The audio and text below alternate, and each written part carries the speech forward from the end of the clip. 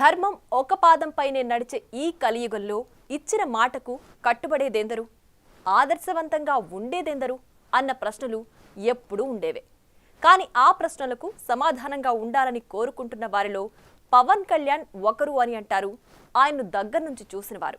కాలానికి కొలమానం లేదు, ధర్మానికి పరిధులు లేవు, ధర్మానికి కట్టుబడిన వారిని ఆ ధర్మమే రక్షిస్తుందంటారు. ఒక సిద్ధాంతానికే కట్టుబడి ఉండడం, ధర్మం వైపే నిలబడతానన్న తత్వమే ఇప్పుడు పవన్ కళ్యాణ్కు విజయాన్ని చేకూర్చింది.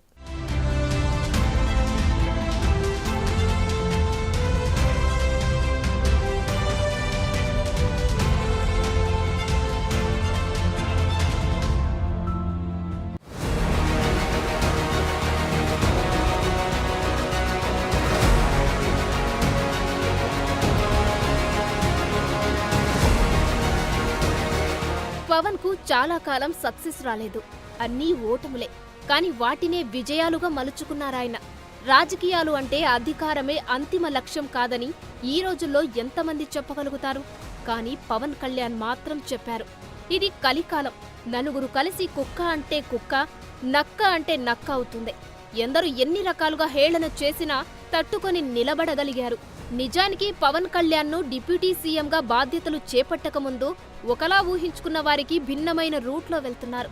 ప్రధాని మోడీ అన్నట్లుగా పవన్ కాదు తుఫాన్ అని నిరూపించుకుంటున్నారు. అందుకు కారణం పాలనలో వేగం పెంచడమే.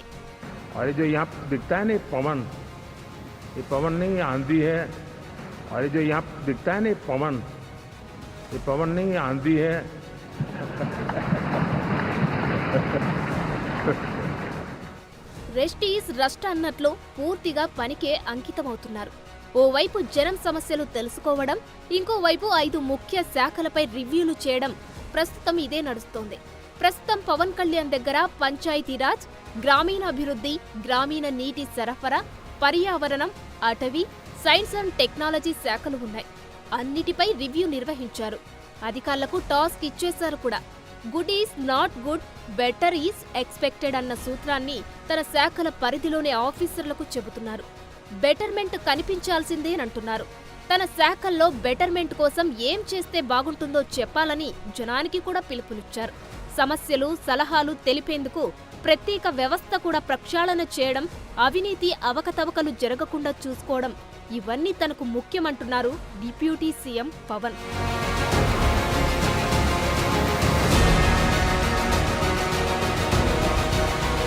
ప్రతిపక్షం, అధికార పక్షం ఏ హోదాలో ఉన్నా ప్రజా సమస్యల పరిష్కారమే ప్రాధాన్యమని డిప్యూటీ సీఎం పవన్ కళ్యాణ్ నిరూపిస్తున్నారు. జనసేన కేంద్ర కార్యాలయానికి వినతులతో వచ్చిన వారితో మాట్లాడుతున్నారు. తీర్చగలిగిన వాటిని తీరుస్తున్నారు, ధైర్యం చెబుతున్నారు. మొన్నటికి మొన్న ఓ మహిళ విజయవాడలో చదువుకుంటున్న మైనర్ అయిన తన కుమార్తెను ప్రేమ పేరుతో 8 నెలల కిందట కిడ్నాప్ చేశారని పవన్ ముందు కన్నీళ్లు పెట్టుకుంది. మాచవరం పోలీసులకు ఫిర్యాదు చేసినా పట్టించుకోలేదని ఆవేదన వ్యక్తం చేసింది. దీనిపై స్పందించిన పవన్ మాచవరం సీఐతో ఫోన్లో మాట్లాడి తక్షణమే చర్యలు తీసుకోవాలని ఆదేశించారు. వారి ఆచూకీ కనిపెట్టే వరకు ఫాలో అప్ చేశారు.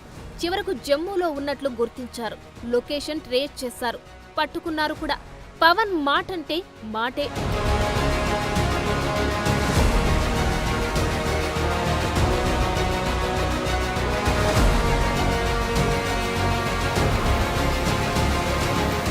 యుద్ధంలో గెలవడమంటే శత్రువుని చంపడం కాదు, శత్రువుని ఓడించడం మాత్రమే అన్న సిద్ధాంతాన్ని పవన్ నమ్ముతారు. ఇప్పుడు ఎన్నికల యుద్ధంతో శత్రువుపై గెలిచారు. అందులో భాగంగానే గత పాలకులపై ప్రతీకారం ఉండదన్న పవన్ చట్టపరంగా పనిష్మెంట్స్ మాత్రం ఉంటాయని చెప్పడం ద్వారా ప్రత్యర్థులకు టన్నుల కొద్ది భయాన్ని ఇస్తున్నారు.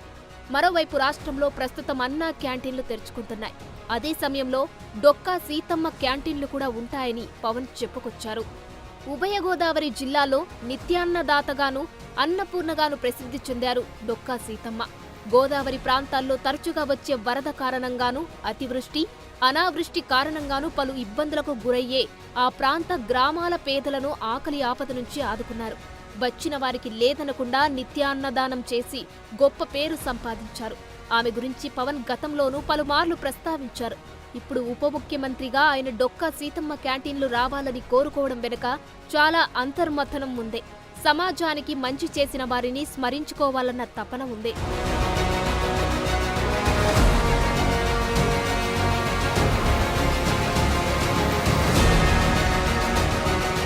ఇక సినీ రంగం నుంచి వచ్చిన వ్యక్తిగా ఆ రంగం సమస్యలను పరిష్కరిస్తారన్న కొండంత ఆశతో సినీ పరిశ్రమ ఉంది.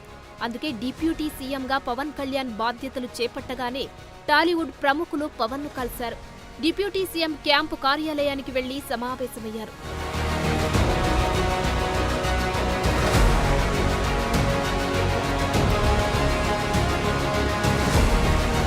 ఇంకోవైపు అటు సభలో ఇటు సభ వెలుపల తనదైన మార్కు చూపిస్తున్నారు Pawan.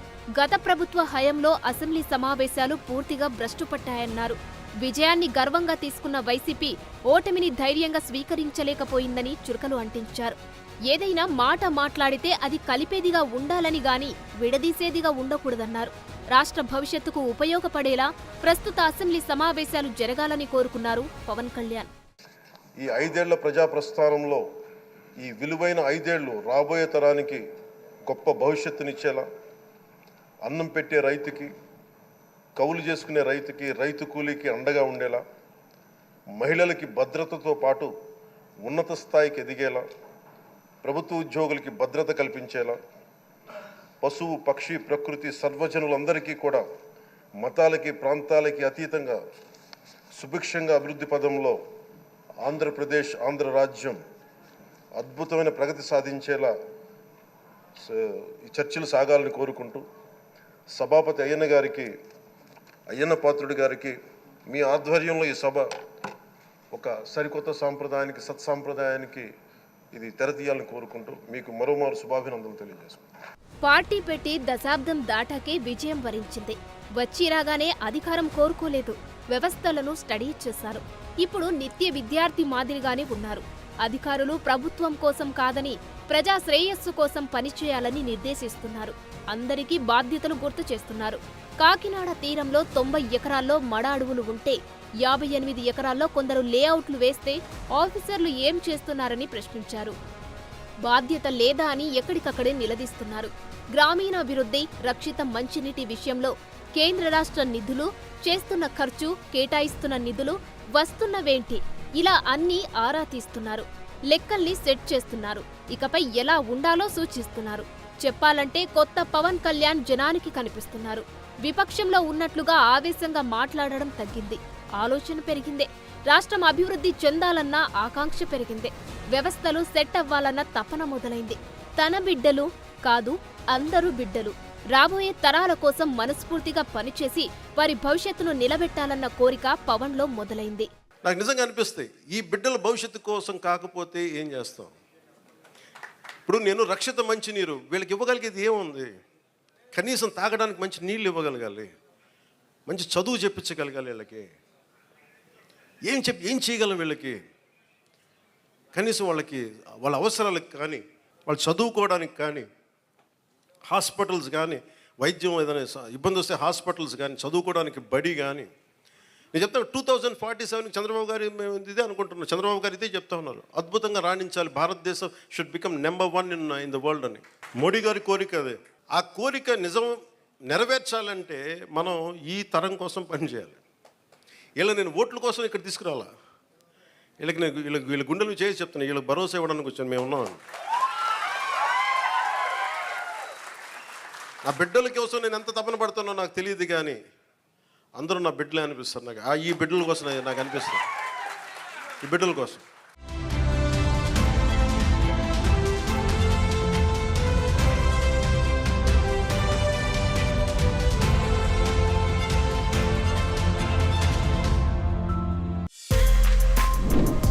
For more videos like this, subscribe Big TV channel.